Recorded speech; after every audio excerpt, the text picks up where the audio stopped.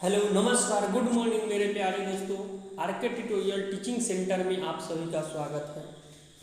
आज की कक्षा में हम लोग पर्यावरण और पारिस्थितिकी के क्वेश्चन को करने वाले हैं। इसमें टोटल हम लोग लगभग 300 क्वेश्चन करेंगे, जो कि एक सेट के माध्यम से करेंगे। जैसा कि प्रत्येक सेट में 50 क्वेश्चन होंगे, ऐसे हम लोग 5 या 6 सेट में सारे क्वेश्चन को कवर कर लेंगे। ये सभी प्रश्न रेलवे द्वारा आयोजित अब तक जितने भी एग्जाम हुए हैं, चाहे वो रेलवे जेई का एग्ज़ाम हो, एनटीपीसी का एग्ज़ाम हो, एएलपी का एग्ज़ाम हो, टेक्नीशियन का हो या ग्रुप डी एग्ज़ाम हो, इन सभी एग्जामों में पूछे गए हैं तथा आने वाले आगामी प्रतियोगिता परीक्षा में पूछे जाने की संभावना भी है। तो चलिए आज की कक्षा को हम लोग प्रारंभ करते हैं। तो ये रहा आज का मोटिवेशनल कोट्स। एक ऐसा लक्ष्य निर्धारित करें जो आपको सुबह बिस्तर से उठने पे मजबूर कर दे। यानी कि रात में सोने से पहले एक ऐसा लक्ष्य का निर्धारण करना चाहिए ताकि सुबह जगने पे हमें वो लक्ष्य मजबूर कर दे। तो चलिए क्वेश्चन की ओर आते हैं। ये रहा आज का पहला क्वेश्चन। इनमें से कौन पारिस्थितिकी तंत्र का जैविक घटक नहीं है? उपभोक्ता, प्रोड्यूसर, अपघटक, जलवायु। इसके लिए आप लोगों को 5 सेकंड का समय दिया जाएगा। आप अपने आंसर को सोच सकते हैं। तो चलिए इसका सही आंसर होगा जलवायु। अब देखते हैं पारिस्थितिकी तंत्र के जैविक और अजैविक घटक क्या है। तो जैविक घटक के हम लोग पादप और जंतुओं को मिलाकर जैविक घटक बनता है तथा जलवायु, वायु, ये सब अजैविक घटक के पार्ट हैं। जैविक घटक को विभिन्न प्रकार में बांटा गया है, जैसे उत्पादक, उपभोक्ता और अपघटक। अब उत्पादक की बात हम लोग करते हैं तो उत्पादक उसे कहते हैं जो अपने भोजन का निर्माण स्वयं करते हैं। जैसे कि हरे पेड़ पौधे। हरे पेड़ पौधे अपना भोजन का निर्माण स्वयं करते हैं। दूसरा है उपभोक्ता। उपभोक्ता में वैसे जीव को हम लोग रखते हैं जो कि उत्पादक पर निर्भर होते हैं, यानी कि जो हरे पेड़ पौधे पे निर्भर होते हैं। तीसरा आता है अपघटक। अपघटक में वैसे जीव को हम लोग रखते हैं जो कि अपना भोजन उत्पादक प्लस उपभोक्ता के मृत शरीर से प्राप्त करते हैं। यानी उत्पादक या उपभोक्ता जब दोनों मर जाते हैं तो उनके मृत शरीर से ये अपना भोजन प्राप्त करते हैं। इस तरह हम लोग उपभोक्ता को भी 3 प्रकार में बांटते हैं। पहला प्राथमिक उपभोक्ता, दूसरा द्वितीयक उपभोक्ता और तीसरा तृतीयक उपभोक्ता।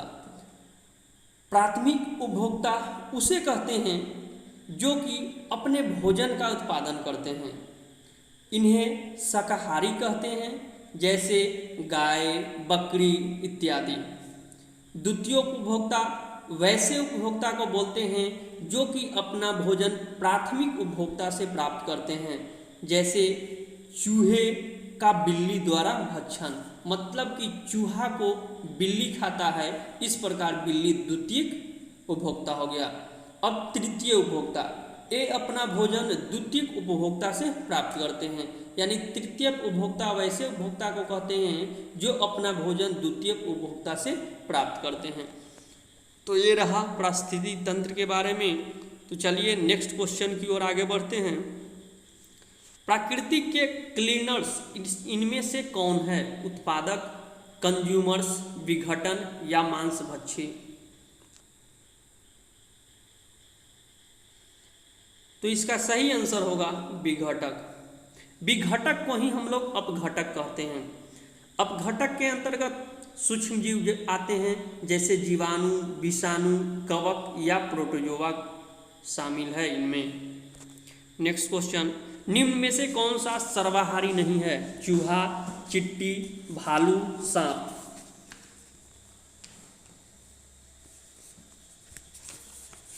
तो इसका सही आंसर होगा सांप। नेक्स्ट क्वेश्चन, निम्नलिखित में से खाद्य श्रृंखला यानी फूड चेन का दूसरा पौष्टिक स्तर क्या है?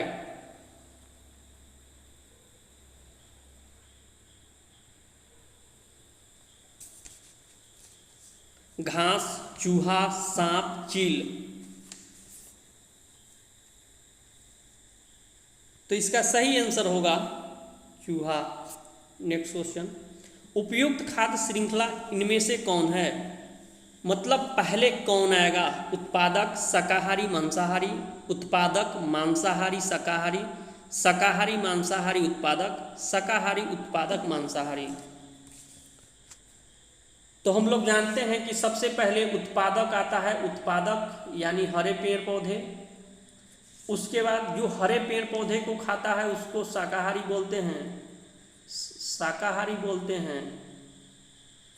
और जो शाकाहारी को खाता है उसी को हम लोग मांसाहारी बोलते हैं। तो इस प्रकार आपका आंसर क्या हो जाएगा? फर्स्ट। नेक्स्ट क्वेश्चन, प्राथमिक उपभोक्ता कौन है? स्कैवेंजर्स, मृतजीवी, मांसाहारी, शाकाहारी।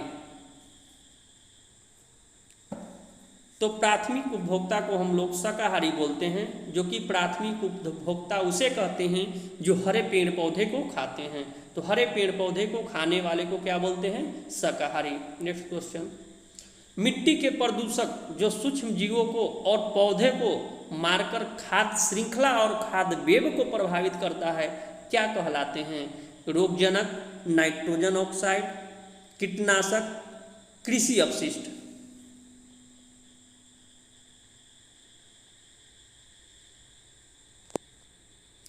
तो इसका सही आंसर होगा कीटनाशक। नेक्स्ट क्वेश्चन, डॉक्टर ध्रुव ज्योति घोष किस क्षेत्र से संबंधित हैं? खगोल विज्ञान, बंगाली साहित्य, पारिस्थितिकी, राजनीतिक।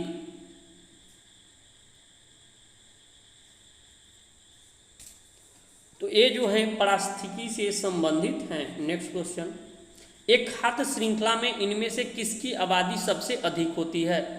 द्वितीयक उपभोक्ता, प्राथमिक उपभोक्ता, विघटक, उत्पादक।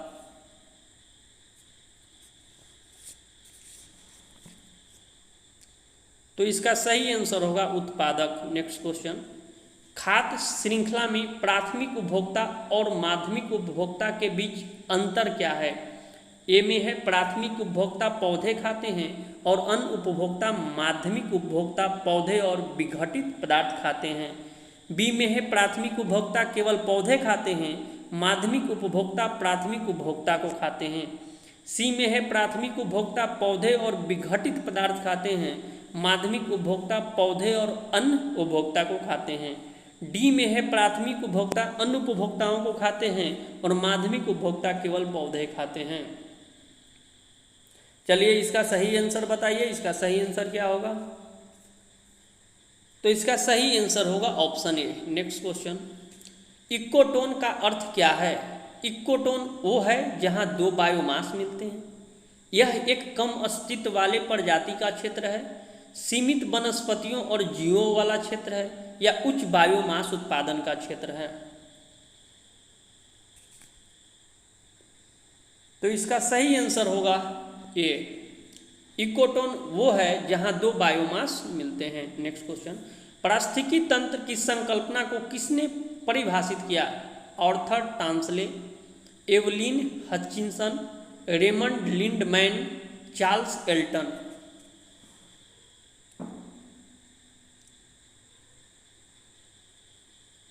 तो इसका सही आंसर होगा आर्थर टांसले। अब देखिए पारिस्थितिकी तंत्र किसको बोलते हैं? तो सभी जीव अपने वातावरण के साथ एक विशिष्ट प्रकार के तंत्र का निर्माण करते हैं, जिसे हम पारिस्थितिकी तंत्र कहते हैं। इसके साथ साथ जीवों और वातावरण के इस जो पारस्परिक संबंध होता है, इसी को पारिस्थितिकी तंत्र कहते हैं। पारिस्थितिकी तंत्र के 3 घटक होते हैं। पहला होता है ऊर्जा संघटक, दूसरा जैविक संगठक जिसको बायोम बोलते हैं, जैविक संगठक को बायोम बोलते हैं, तीसरा अजैविक या भौतिक संगठक, इसमें स्थल और जलवायु आता है। चलिए नेक्स्ट क्वेश्चन। एक्वेरियम एक ऐसा पात्र है जिसमें जीवित मछलियों और जलीय पौधों को रखा जाता है। निम्न में से क्या एक्वेरियम के विषय में सही है? यह मनुष्य द्वारा निर्मित पारिस्थितिकी तंत्र है, यह प्राकृतिक पारिस्थितिकी तंत्र है, यह पारिस्थितिकी तंत्र ही नहीं है, इसे केवल एक प्रजाति कहा जाता है। तो इसका सही आंसर होगा यह एक मनुष्य द्वारा निर्मित पारिस्थितिकी तंत्र है। Next question. पशुओं की प्रजाति ज्यादातर के कारण लुप्त हो रही है? आवास विखंडन, अम्ल वर्षा, अत्यधिक शिकार, पानी की कमी।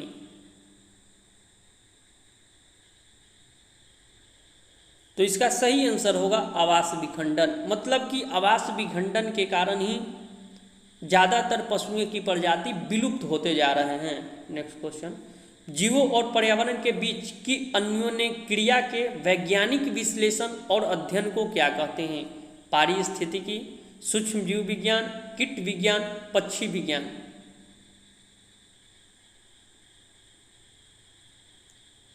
तो इसका सही आंसर होगा पारिस्थितिकी। क्वेश्चन। पौधे के विभिन्न अंग वनस्पतियां और जैविक अपशिष्ट कहलाते हैं? जीवाश्म ईंधन, परमाणु ऊर्जा, बायोमास, सौर ऊर्जा।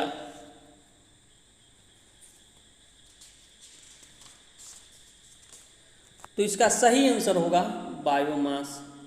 Next question. वनस्पतियां और जीवों का उल्लेख है? चिड़िया और जानवरों, पर्वतों और नदियों, पौधों और जानवरों, मानव और जानवरों।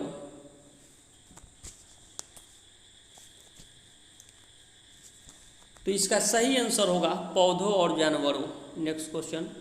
बायोडाइवर्सिटी किसे संदर्भित करता है? ठोस कचरे का पुनर्चक्रण, पृथ्वी पर जीवन की विविधता, संस्कृति और परंपराओं का संरक्षण, जानवरों।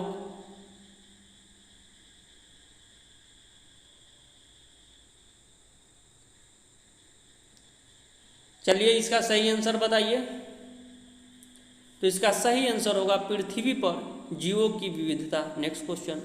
जैव विविधता क्या उल्लेख करता है?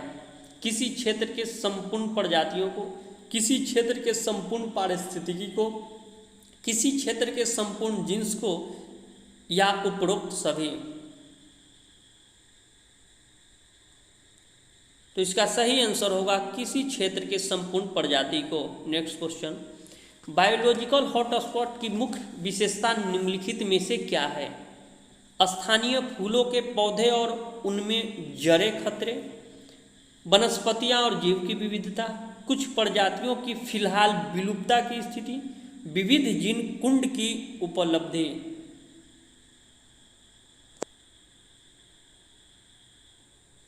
तो इसका सही आंसर होगा कुछ प्रजातियों की फिलहाल विलुप्तता की स्थिति। Next question. इनमें से कौन सा स्तनधारी जीव मानव जनित मौसमी परिवर्तन के कारण विलुप्त हो चुका है?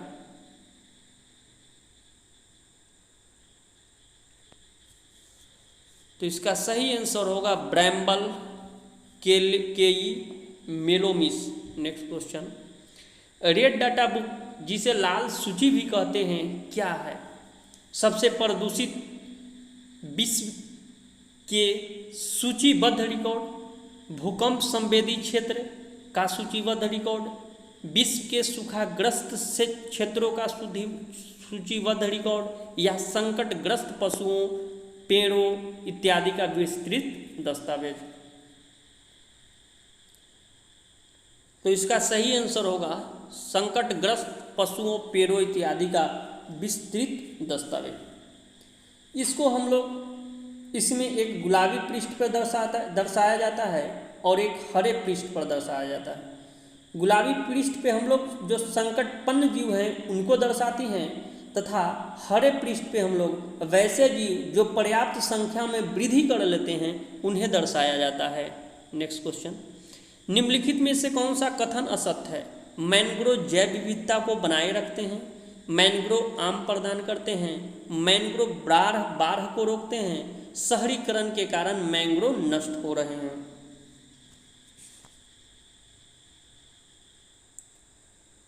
तो इसका सही आंसर होगा इसका सही आंसर होगा मैंग्रोव जैव विविधता को बनाए रखते हैं। मैंग्रोव जैव विविधता को बनाए रखते हैं। चलिए नेक्स्ट क्वेश्चन, विश्व में मैंग्रोव वनों का सबसे बड़ा क्षेत्र निम्न में से कौन सा है? नाम दफा राष्ट्रीय उद्यान, कच्छ केरन, बालफाक्रम नेशनल पार्क, सुंदरवन।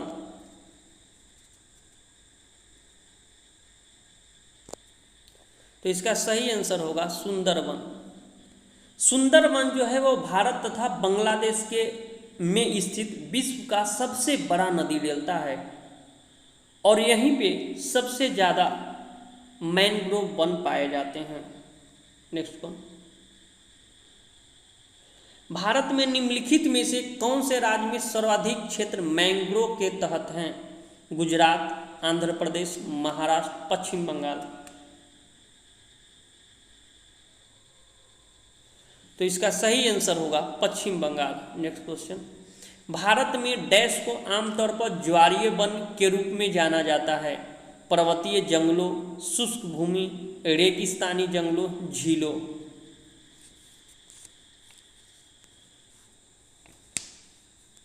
तो इसका सही आंसर होगा झीलों।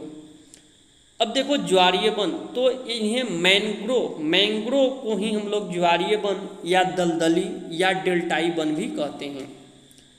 ये भारत के वैसे क्षेत्रों में पाए जाते हैं जैसे जहाँ लैगून हो, डेल्टा क्षेत्र हो या झील हो, वहीं पे पाए जाते हैं। एवन उष्णकटिबंधीय होते हैं। नेक्स्ट क्वेश्चन, सुंदरवन विश्व के टाइडल हैलोफाइटिक जंगल का सबसे बड़ा एकल ब्लॉक है? जंगली झाड़ियाँ, पेपिरस, मैंग्रोव, मार्श।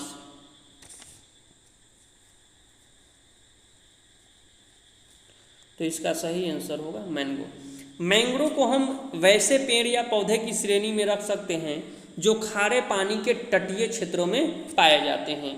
ये जो वन है उष्णकटिबंधीय या उपोष्णकटिबंधीय क्षेत्र में मिलते हैं। नेक्स्ट क्वेश्चन, अंतर्राष्ट्रीय जैव विविधता किस तारीख को मनाया जाता है? 5 जून, 22 मई, 20 मई, 15 मई। तो इसका सही आंसर होगा 22 मई। 22 मई जैव विविधता दिवस मनाते हैं। 22 मार्च को हम लोग जल दिवस मनाते हैं और 22 अप्रैल को हम लोग पृथ्वी दिवस मनाते हैं। ठीक है, पृथ्वी दिवस। नेक्स्ट क्वेश्चन, रियो पृथ्वी शिखर सम्मेलन किस वर्ष आयोजित किया गया था? 1991, 1995, 1996, 1992। तो इसका सही आंसर होगा 1992। रियो पृथ्वी शिखर सम्मेलन में पर्यावरण और विकास के लिए बात कही गई थी। नेक्स्ट क्वेश्चन, मॉन्ट्रियल सम्मेलन 1987 में कौन सा बड़ा फैसला लिया गया? चलिए इसके लिए कुछ देर का समय देते हैं, आप लोग पढ़िए और इसका आंसर सोचिए, टिक कीजिए। कमेंट में भी आप अपना आंसर लिख सकते हैं।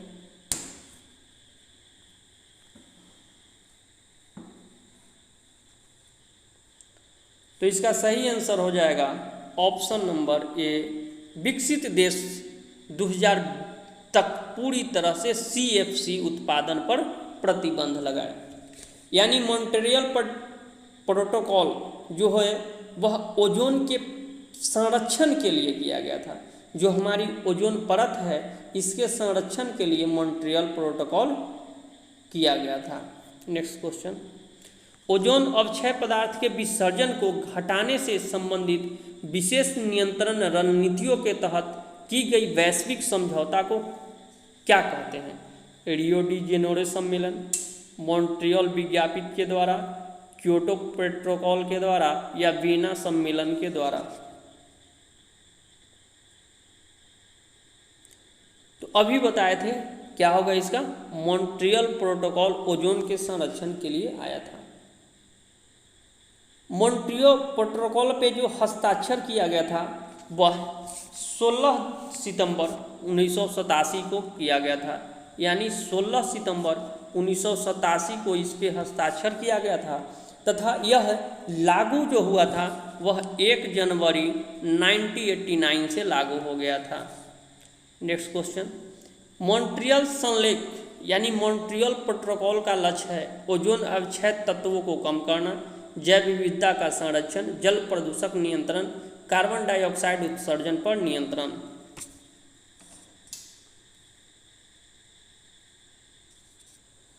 तो मॉन्ट्रियल प्रोटोकॉल का मतलब था कि CFC के जो उत्पादन है उसको कम करना, मतलब कि ओजोन के अवक्षय तत्व को कम करना, यानी ओजोन का जो अवक्षय होता है वह CFC के कारण ही होता है, इसलिए उसको कम करना।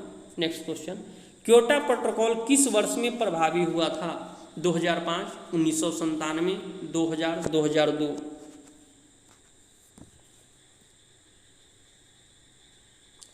तो इसका सही आंसर होगा 2005। अब क्योटो प्रोटोकॉल क्या है? तो क्योटो प्रोटोकॉल में ये बात कही गई थी कि जो भी औद्योगिक देश हैं वह ग्रीन हाउस गैस जैसे कि कार्बन के उत्सर्जन को कम करें। कम करने के लिए औद्योगिक जो देश हैं उन पे दबाव डाला गया था ताकि वो ग्रीन हाउस गैस जैसे कार्बन को क्या करे, कम करे। यह जो प्रोटोकॉल हुआ था वह 11 दिसंबर 1997 को हुआ था कोप के तीसरे सत्र में। इसके बाद यह जो प्रभावी हुआ था वह 16 फरवरी 2005 से प्रभावी हुआ था, मतलब कि लागू हो गया था। नेक्स्ट क्वेश्चन, बहुत सारे देश एक ऐसे प्रोटोकॉल का अनुसरण कर रहे हैं जो उन्हें कार्बन उत्सर्जन की मात्रा में कटौती करने को बाध्य करता है। यह प्रोटोकॉल कहाँ पर निर्धारित हुआ था? क्योटो जापान में, जेनेवा स्विट्जरलैंड में, न्यूयॉर्क अमेरिका, पेरिस फ्रांस। चलिए इसका सही आंसर बताइए। जैसे कि क्योटो प्रोटोकॉल से ही पता चलता है कि यह क्योटो जापान में आयोजित किया गया था। नेक्स्ट क्वेश्चन, क्योटो जलवायु परिवर्तन सम्मेलन कब आयोजित किया गया था? तो इसका सही आंसर होगा 11 दिसंबर 1997। नेक्स्ट क्वेश्चन, क्योटो प्रोटोकॉल की पहली प्रतिबद्धता अवधि 2008 में शुरू हुई थी और कब समाप्त हुई थी?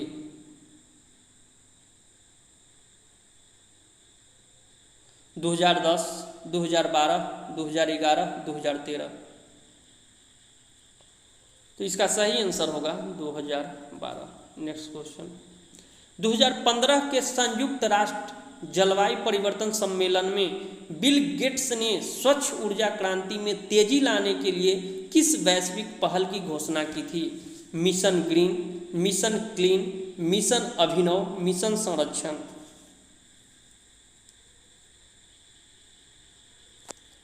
तो इसका सही आंसर होगा मिशन अभिनव। नेक्स्ट क्वेश्चन, अंतर्राष्ट्रीय सौर गठबंधन किसके द्वारा लॉन्च किया गया था? Narendra Modi, Nawaz Sharif, Barack Obama, James Cameron.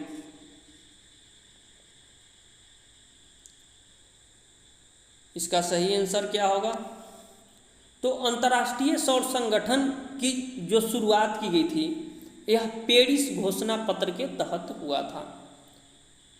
इसका जो शुभारंभ किया गया था वह प्रधानमंत्री मोदी के द्वारा और फ्रांस के राष्ट्रपति फ्रांसवा ओलंद द्वारा 30 नवंबर 2015 को 21वें संयुक्त राष्ट्र जलवायु सम्मेलन जिसको COP21 कहते हैं इसमें किया गया।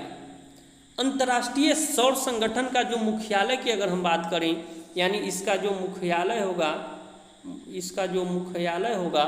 तो इसका मुख्यालय गुरुग्राम, और ये गुरुग्राम कहाँ पड़ता है? हरियाणा में। गुरुग्राम कहाँ पे पड़ता है? हरियाणा में हुआ था। नेक्स्ट क्वेश्चन, पर्यावरण अध्ययन के संदर्भ में CER किसे संदर्भित करता है? Certified emission reduction, capped emission repository, certified emission repository, capped emission reduction.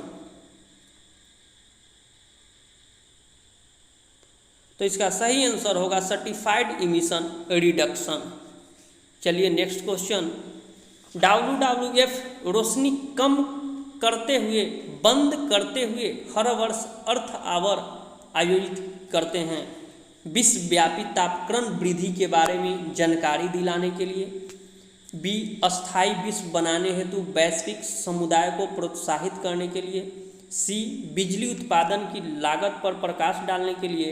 D, WWF की गतिविधियों के संबंध में जानकारी दिलाने के लिए।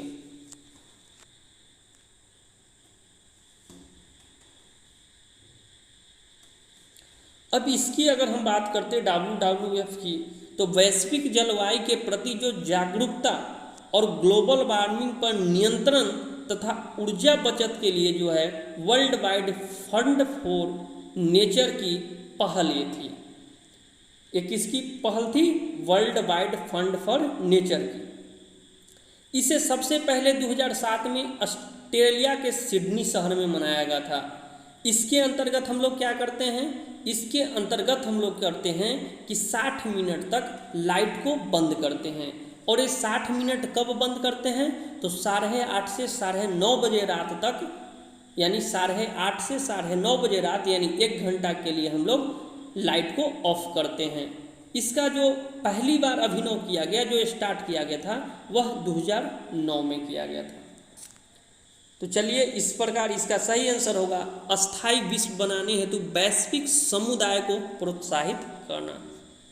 नेक्स्ट क्वेश्चन, प्रधानमंत्री की आबोहवा परिवर्तन परिषद में कितने सदस्य शामिल हैं?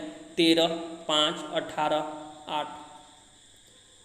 अब यहाँ पे हम बात कर लेते हैं कि आबोहवा किसको कहते हैं। तो यही जो है जलवायु परिवर्तन समिति, यानी जो जलवायु परिवर्तन समिति है इसी को आबोहवा कहते हैं। तो इसमें टोटल 18 सदस्य होते हैं। नेक्स्ट क्वेश्चन, केंद्र सरकार की नर्सरी स्कूल योजना किससे संबंधित है? ऑप्शन ए, युवा मन में पर्यावरण के प्रति जागरूकता पैदा करना। बी में नर्सरी स्कूलों में दाखिला को व्यवस्थित बनाना। सी, नर्सरी स्कूलों को विनियमों के तहत लाना। डी, बच्चों की सुरक्षा के बारे में जागरूकता पैदा करना।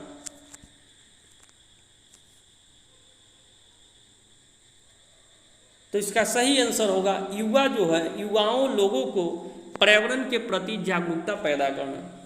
इसमें क्या होता है कि हम लोग 6 से 9 कक्षा के विद्यार्थियों को पेड़ लगाने के लिए प्रोत्साहित करते हैं तथा उन्हें पेड़ के महत्व के बारे में हम लोग बताते हैं।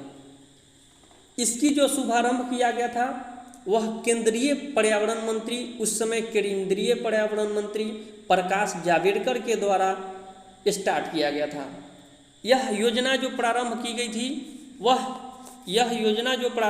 थी यह की गई थी 10 अगस्त 2015 को। यह योजना 10 अगस्त 2015 को स्टार्ट की गई थी। नेक्स्ट क्वेश्चन, नीचे दिए गए विकल्पों में से कौन सा विकल्प आर्द्र भूमि यानी वेटलैंड के संरक्षण और चिरस्थायी प्रयोग हेतु अंतर्राष्ट्रीय संधि है? बॉन करार, रॉटरडैम सम्मेलन, एस्पो सम्मेलन, रामसर सम्मेलन। मतलब कि आर्द्र भूमि से संबंधित जो सम्मेलन हुआ था वह कौन सा सम्मेलन था? तो इसका सही हो गया रामसर सम्मेलन। रामसर सम्मेलन की अगर हम बात करें तो रामसर सम्मेलन ईरान का एक शहर है। ईरान का एक शहर रामसर है, जहाँ पे 2 फरवरी 1971 को रामसर सम्मेलन हुआ था। यह सम्मेलन के तहत जो रामसर संधि हुई थी वह रामसर संधि लागू हो गया था 21 दिसंबर 1975 से। नेक्स्ट क्वेश्चन, 2016 में वर्ल्ड वेटलैंड डे के लिए विषय क्या था? चिरस्थायी आजीविका। वेटलैंड पानी की देखभाल करते हैं, हमारे भविष्य के लिए वेटलैंड और कृषि। तो इसका सही आंसर होगा चिरस्थायी आजीविका। नेक्स्ट क्वेश्चन, विश्व वेटलैंड दिवस हर साल कब मनाया जाता है? यानी फरवरी मंथ के किस दिन को मनाया जाता है? 2 फरवरी, क्योंकि 2 फरवरी को ही रामसर सम्मेलन हुआ था, 1971 में संपन्न हुआ था 2 फरवरी 1971 को। इस तरह हम लोग 2 फरवरी को विश्व वेटलैंड दिवस मनाते हैं। नेक्स्ट क्वेश्चन, इनमें से कौन सिंगापुर में आयोजित वार्षिक राष्ट्रव्यापी पर्यावरण के प्रति जागरूकता तथा प्रत्यक्ष कार्यवाही को प्रोत्साहित करने वाला अभियान है? इको एक्शन दिवस, माई प्लैनेट दिवस, अर्थ day, cycling day.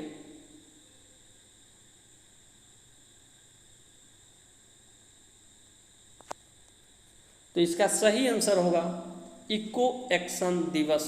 Next question, अप्रैल 2016 में राष्ट्रीय हरित अधिकरण ने डैश को बचाने के लिए अरुणाचल प्रदेश में प्रस्तावित जल विद्युत परियोजना के लिए दी गई पर्यावरण मंजूरी को निलंबित कर दिया। गेट हॉर्नबिल, घायल या मिथुन, औषधीय पौधे, काली गर्दन वाले सारस। चलिए इसका सही आंसर बताइए।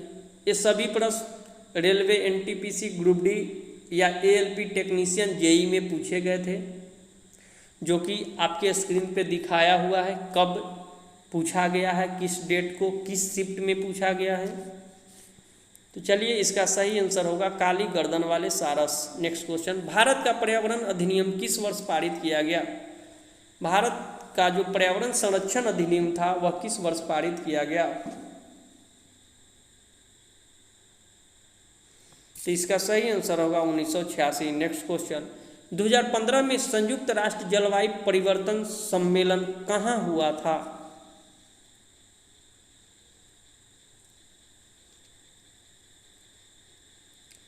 तो 2015 की अगर हम बात करते हैं तो यह है आपको पेरिस में हुआ था। नेक्स्ट क्वेश्चन, विश्व जलवायु सम्मेलन जो COP21 के नाम से लोकप्रिय है कहाँ पे आयोजित किया गया था?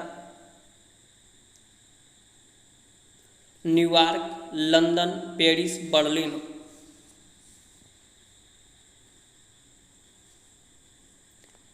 तो इसका सही आंसर होगा पेरिस। तो चलिए आज के वीडियो में हमने 50 क्वेश्चन ही करने वाले थे, तो 50 क्वेश्चन का एक सेट कंप्लीट हुआ।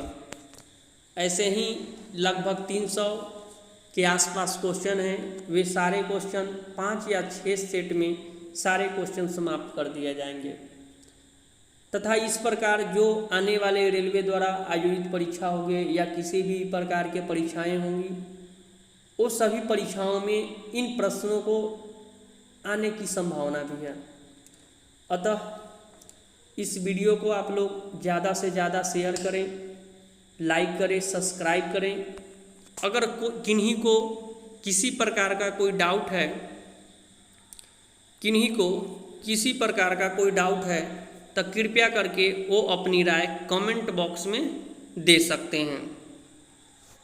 अगर किन्हीं विद्यार्थी को PDF चाहिए तो उसके लिए आप कमेंट कर सकते हैं, आपको PDF प्रोवाइड कर दिया जाएगा। ये वीडियो ऐसे हम शाम को अपलोड करने वाले थे, लेकिन सुबह वाली जो फिजिक्स की क्लास थी इसका PDF फाइल डिलीट हो गया। किसी कारणवश PDF फाइल डिलीट हो गया, तो इस प्रकार मैंने सोचा कि चलो पर्यावरण का ही क्वेश्चन कर लिया जाए। तो इस प्रकार आपका पर्यावरण का क्वेश्चन समाप्त हुआ। ऐसे प्रत्येक दिन मॉर्निंग में ऐसे प्रत्येक दिन मॉर्निंग में